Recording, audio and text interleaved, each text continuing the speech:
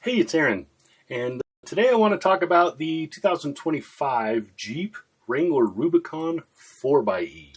It's been a while since I've talked about this. I think the last time I talked about it was about 3 years ago in 2022, may have been even 2021, right about the time they came out. Anyway, I wanted to give an update on it.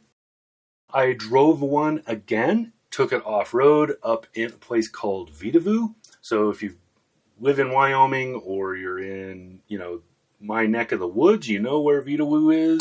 It's right up there between Cheyenne and Laramie. It's a beautiful place. A lot of rock climbers go there. There's also just a lot of ORV and off-road trails through there. It's a great place to go. And so I went. Anyway, I had the convertible, which is cool. You just roll the top back. You don't have to take it off like you do with other models.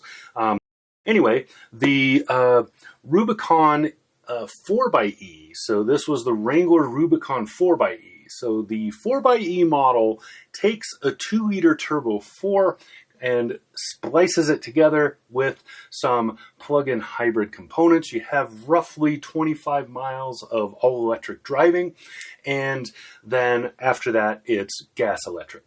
So I really like this setup. This is my favorite setup for a Wrangler. The reason I say that is because it solves most of the big downers of owning a Wrangler. Wrangler drivers tend to drive their Wranglers 365.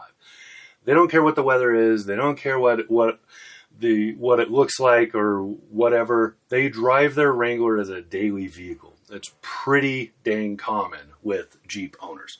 So with this one, you eliminate one of the biggest problems that has, which is your around town MPGs. Normally in a Wrangler, especially Rubicon and off-road models, and then every Wrangler owner I know has a bunch of other stuff bolted and strapped on their vehicle.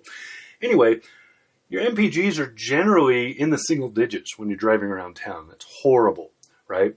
So they suck gas. The little V6 that usually powers these is just not made for those kinds of stop and go, non-steady movements.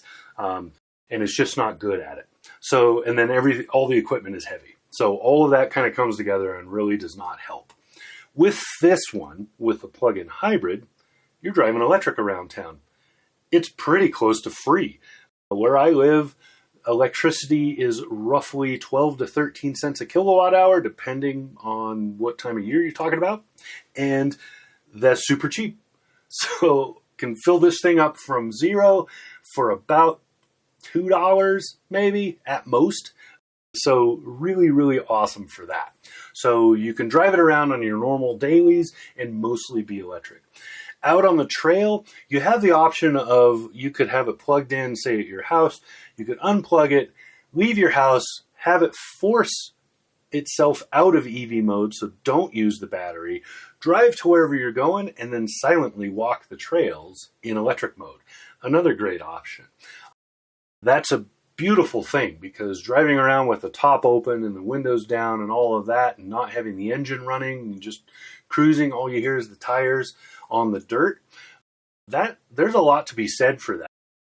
And then, yeah, the other thing that it solves, torque from zero all the time, which means you don't wait for that engine to ramp up and get you the torque. You just have it because it's electric. So that's a great thing, because off-road, it means that you can steady throttle and not worry about the V6 engine curve. When you need more power, you'll just have more power.